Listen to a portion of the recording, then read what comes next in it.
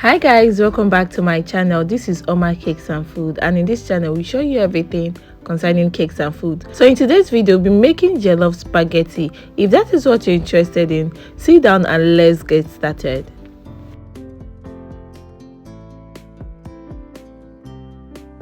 So to make a delicious spaghetti, we are going to make use of red bell pepper, the yellow bell pepper, the green bell pepper, and of course we're going to use carrots, fresh pepper, and also we are going to use onions. So I'm going to proceed in cutting these into different sizes.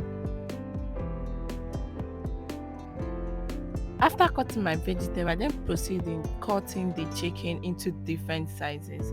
Then afterwards, I then had to marinate it. I started by using thyme. I added curry, local meat spice, salt, dried pepper, season cube. Then afterwards, I had to mix it together.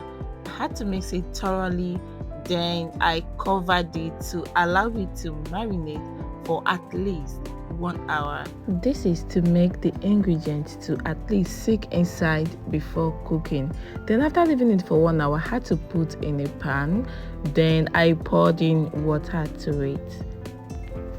Always remember not to pour too much of water, because if you pour too much of water it will be tasteless. So we need this chicken to be tasty enough. That was why we had to marinate this at least for 1 hour. Then I had to continue to cook this until I noticed it has changed to this color. So in a different pot or in a different pan, pour in a sizable amount of water depending on how many or maybe the quantity of spaghetti you want to cook. Then break in the spaghetti into the boiling water. Then allow this to cook before adding your salt. You can prefer to add your salt before adding your spaghetti, whichever way you prefer or you choose to do that. Remember to always check on your spaghetti as you're cooking it. Spaghetti is not something you cook and then you start discussing with someone. No, I see spaghetti as a ready to go food. So this is me checking if the spaghetti is done, because I don't want to have a soggy spaghetti. No. So this is me now sieving out the spaghetti in a sieve. Put a frying pan on fire, then check when it's dry and hot before putting the groundnut oil.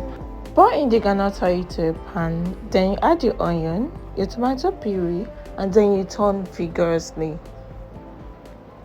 Continue by adding all the vegetables to the pan.